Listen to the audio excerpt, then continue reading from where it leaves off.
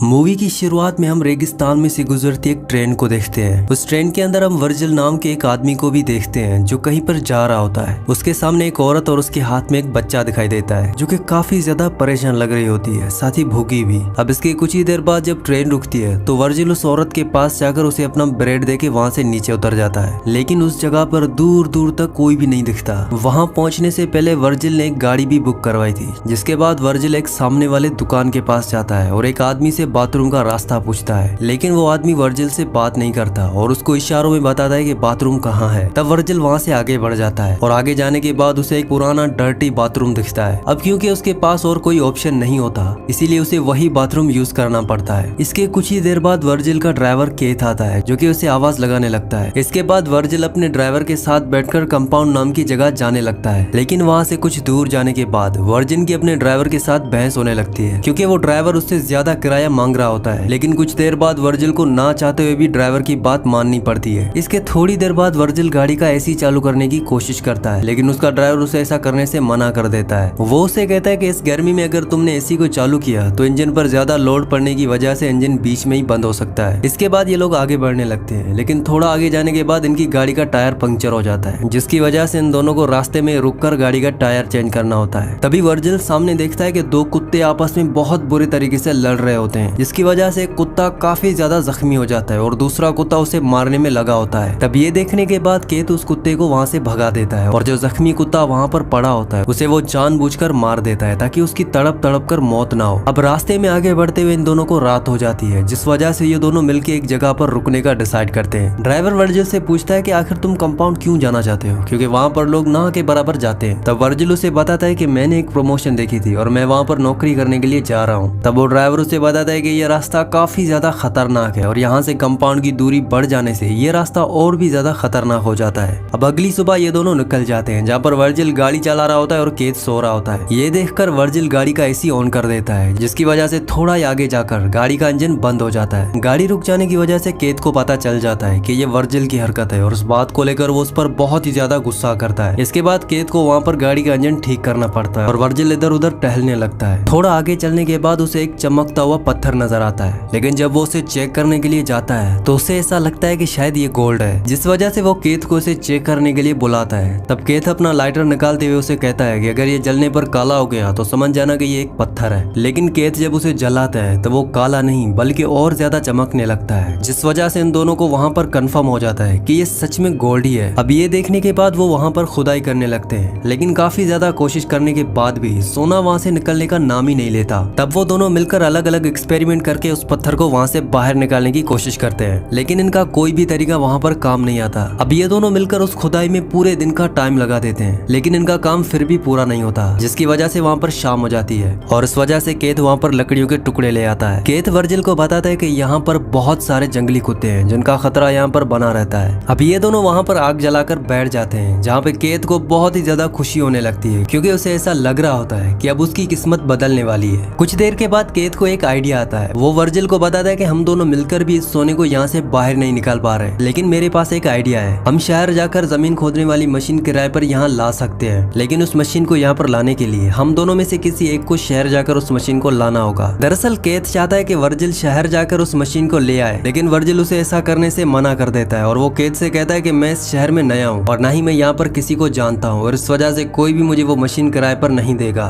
इसके बाद केत उसकी बात मान लेता है और अगली सुबह वो वर्जिल को कुछ जरूरत का सामान देता है और वहाँ से जाने से पहले केत उसे एक सैटेलाइट फोन भी देता है और उसे बताता है कि मुझे यहाँ आने में कुछ दिन लग जाएंगे। इसके बाद वो वहाँ से अपनी गाड़ी लेकर निकल जाता है। केत के जाते ही वर्जिल वहाँ पर एक टेंट बनाता है ताकि वो वहाँ पर रह सके और रात होने से पहले जल्दी से वो लकड़ियाँ जमा करता है। लेकिन रात होने के बाद जब वो खाना खा रहा होता है तो उसे कुत्तों के भौंकने की आवाज सुनाई देती है, जिसे सुनने के बाद उसे बहुत ज्यादा डर लगने लगता है। अगली सुबह जब वर्जिल की आंख खुलती है तो वो फ्रेश होने के लिए जाता है, पर तभी अचानक उसका फोन बजने लगता है, लेकिन इससे पहले कि वो फोन को उठाता तब तक फोन कट जाता है। अब वो एक जगह पर बैठे बैठे काफी ज्यादा बोर हो जाता है, जिस वजह से वो अपने बैग को लेकर इधर उधर घूमने लगता है और ये एक ऊंची जगह पर पहुंच जाता है। तभी सामने उसे एक एरोप्लेन नजर आता है जो कि बहुत बुरी हालत में होता है। वहां जाने के बाद वो सोचता है कि ये मेरे रहने के लायक एक अच्छी जगह हो सकती है, लेकिन उसको सोने की रखवाली भी करनी होती है, जिसकी वजह से वो एरोप्लेन के कुछ टुकड़ों को उठाकर अपने साथ ले जाता है। वहां से सामान लाने के बाद वो काफी ज्यादा थक जाता है, जिसके बाद वो सीधा अपने टेंट में जाकर सो जाता है। लेकिन थोड़ी देर बाद तेज तेज धूप होने की वजह से उसकी आंख खुल जाती है और वो उस सोने के पास जाकर बैठ जाता है। अब कुछ ना होने की वजह से वो खुद ही से गुनगुनाकर बातें करने लगता है। इसके थोड़ी देर बाद उसे ख्याल आता है कि वो पत्थर की मदद से सोने के टुकड़े को तोड़ सकता है, जिसे तोड़ने में वो कामयाब भी हो जाता है। लेकिन तभी उसे केत का कॉल आता है जो कि उसे बताता है कि इंजन में हीटिंग की वजह से रास्ते में उसकी गाड़ी खराब हो गई है, जिस वजह से आने में थोड़ा और टाइम लग सकता है। तब वर्जिल उसे खुशी से बताते हुए कहता है कि मैंने यहाँ पर सोने का एक टुकड़ा तोड़ लिया है। इसके बाद केत उसे कहता है कि मैं जितनी जल्दी हो सके वहाँ पर आने की कोशिश करूंगा। अब एक बार फिर से रात हो जाती है। वर्जिल वहाँ पर आग जलाकर बैठ जाता है, लेकिन तभी वो जंगली कुत्ते उस पर हमला करने की कोशिश करते हैं, लेकिन वर्जिल आग की मशाल की मदद से उन कुत्तों से बच जाता है। अगली सुबह जब वर्जिल सोकर उठता है तो बैठकर पानी पी रहा होता है, लेकिन तभी इसकी तरफ एक सांप आने लगता है। उसे देखने के बाद वर्जिल उसे मारने की कोशिश करता है, लेकिन वो सांप वहाँ से भाग जाता है और उस चक्कर में वर्जिल का पानी भी गिर जाता है। अगले सीन हम देखते हैं कि वर्जिल एक बार फिर से उसी एरोप्लेन के पास जाता है ताकि उसके कुछ टुकड़े लेके ये तेज धूप से बच सके, लेकिन तभी सामने से कोई आता हुआ उसे नजर आता है, जिस वजह से वो एरोप्लेन के अंदर छुप जाता है। तब वो आदमी वर्जिल के पास आकर उसे बाहर निकलने के लिए कहता है और कहता है कि ये मेरे छुपने की जगह है। वहाँ से बाहर निकलने के बाद वर्जिल को पता चलता है कि वो एक औरत है। तब वो औरत वर्जिल को खाना और पानी देने की कोशिश करती है, लेकिन वर्जिल उसे किसी भी बातों का जवाब नहीं देता। वो औरत उसे सवाल पर सवाल पूछने लगती है, जिससे वर्जिल परेशान होकर वहाँ से उठ के आगे जाने लगता है, लेकिन वो औरत उसके पीछे आने लगती है, जिसके बाद वर्जिल उस पर गुस्सा करने लगता है और उसे कहता है कि तुम मेरे काम में दखलंदाजी मत करो। तभी उस औरत को वर्जिल का कैंप दिखाई देता है, जिस वजह से गुस्से में आकर वो उस कैंप को तोड़ने लगती है और वो बार बार गुस्से में आकर वर्जिल को वहाँ से जाने का कहती है। ये देखने के बाद वर्जिल को काफी ज्यादा गुस्सा आ जाता है और वो जाने अनजाने में उस औरत को मार देता है, जिसके बाद उसके बैग को चेक करने लगता है ताकि जरूरत का सामान उसके बैग से निकल सके। वो उसकी बॉडी को पास ही में जाकर दफना देता है। अब इसके कुछ ही देर बाद वहाँ पर एक कुत्ता आता है जो कि उसी औरत की बॉडी को उस कब्र से बाहर निकालता है। अब वर्जिल के पास कोई ऑप्शन ना होने की वजह से वो उस लेडी की बॉडी को कहीं ले जाकर जला देता है और ये सब देखने के बाद वर्जिल की आंखों में पानी आने लगता है, क्योंकि कहीं ना कहीं वो ऐसा करना नहीं चाहता था। इसके बाद अगली सुबह जब वर्जिल सो के उठता है तो उसे केत का फोन आता है। वो उसे बताता है कि मशीन मिल चुकी है, लेकिन मशीन का वजन ज्यादा होने की वजह से उसे आने में थोड़ा टाइम लग सकता है। अब ये सुनने के बाद वर्जिल काफी ज्यादा परेशान हो जाता है, जिस वजह से केत उसे मोटिवेट करता है। तभी वर्जिल को सामने से एक गाड़ी जाते हुए दिखाई देती है, लेकिन सोने के लालच में वर्जिल वहाँ से नहीं जाता। इसके बाद शाम हो जाती है और फिर से वर्जिल रात के लिए लकड़ियां जमा करता है, लेकिन तभी उसे सामने एक बहुत बड़ा तूफान आता हुआ दिखता है, जिससे बचने के लिए वो अपनी कैंप की तरफ भागने की कोशिश करता है, लेकिन उसके कैंप का सारा सामान उस तूफान में उड़ जाता है। वो अपनी जान बचाने के लिए वहाँ से भागता रहता है। तभी अचानक एक लकड़ी की टहनी उसके पेट के अंदर घुस जाती है। अगली सुबह जब वर्जिल की आंख खुलती है तो वो लकड़ी उसके पेट में घुसी हुई होती है, लेकिन इसके बाद वर्जिल इस उम्मीद में जी रहा था कि सोना बेचने के बाद उसकी जिंदगी बदल जाएगी। अब तूफान आने की वजह से वो पूरा एरिया मिट्टी से भर चुका होता है, जिस वजह से वो पागलों की तरह उस सोने वाली जगह को ढूंढने लगता है। कुछ देर बाद ढूंढने के बाद उसे वो सोने वाली जगह मिल जाती है, जहाँ पर वर्जिल बैठकर अपने पेट से वो लकड़ी निकालता है। इस लकड़ी की वजह से उसे काफी ज्यादा पेन हो रहा होता है और ब्लडिंग भी काफी ज्यादा हो रही होती है, जिस वजह से वो स्टील की चीज को गर्म करता है और अपने जख्म पर लगा लेता है ताकि उसके जख्म पर कोई इन्फेक्शन ना हो सके। लेकिन लगातार भूख और प्यास की वजह से वो वहीं पर ही बेहोश हो जाता है। लेकिन बाद में जब उसकी आंख खुलती है तो उसे अपने ऊपर एक औरत दिखाई देती है, जिसके हाथ में एक बड़ा सा भाला होता है। उस औरत को देखने के बाद वर्जिल को ऐसा लगता है कि ये वही औरत है जिसे उसने मारा था। वो औरत उसे पानी पिलाकर वहाँ से चली जाती है। इसके थोड़ी देर बाद वर्जिल को केत का फोन आता है और वो कहता है कि मैं थोड़ी देर में तुम्हारे पास पहुंचने वाला हूँ। लेकिन थोड़ी देर में वो औरत भी वहाँ पर पहुंच जाती है, जो कि वर्जिल की मदद करना चाहती थी, लेकिन सोने वाली बात को वर्जिल सिर्फ राज रखना चाहता है, जिस वजह से वो औरत को वहाँ से जाने के लिए कहता है। लेकिन वो औरत उसे कहती है कि मुझे तुमसे कुछ भी नहीं लेना, बस तुम मुझे ये बता दो कि तुमने क्या मेरी बहन को देखा है। लेकिन तभी वर्जिल वहाँ पर उठकर देखता है कि वहाँ पर चारों तरफ से जंगली कुत्तों ने उसे घेर लिया है, जिस वजह से वो जल्दी से केत को फोन लगाता है और रो रो के उसे जल्दी आने को कहता है। दूसरी तरफ से केत बोलता है कि मैं जल्दी तुम्हारे पास पहुंचने वाला हूँ। लेकिन अगले सीन हम केत को देखते हैं, जो कि बगल में ही बैठकर उसे दूरबीन से देख रहा होता है। अब देखते ही देखते वो सारे जंगली कुत्ते वर्जिल को नोच नोच कर खा रहे होते हैं और ये देखने के बाद केत अपनी मशीन को लेकर वहाँ पर पहुंच जाता है, जहाँ पहुंचकर वो वर्जिल की लाश को देखता है और यहाँ पर हमें इसके इरादे के बारे में भी पता चल जाता है। और तभी वो गाड़ी के पीछे से कुछ लाने जाता है और जैसे ही आगे की तरफ मुड़ता है तो एक तीर सीधा उसके छाती में आकर लगता है। तब केत इधर उधर देखने की कोशिश करता है, उसे कुछ भी पता नहीं चलता कि आखिर उसे किसने मारा है। लेकिन हमें यहाँ पर पता चलता है कि केत को उसी औरत ने मारा होता है, जो कि वर्जिल के पास अपनी बहन को ढूंढने के लिए आई थी। उसे वर्जिल के बिहेवियर से शक हो गया था और उसे सोने के बारे में पता चल गया था, जिस वजह से उसने केत को भी मार दिया होता है। इसी के साथ इस मूवी का एंड हो जाता है। अगली कहानी आप किस मूवी पर सुनना चाहते हैं मुझे नीचे कमेंट्स में जरूर बताना। अगर आपको ये वीडियो पसंद आई हो तो इस वीडियो को लाइक लाजमी कर देना और अगर आप मजीद ऐसी वीडियोस देखना चाहते हैं तो इस चैनल को सब्सक्राइब कर देना।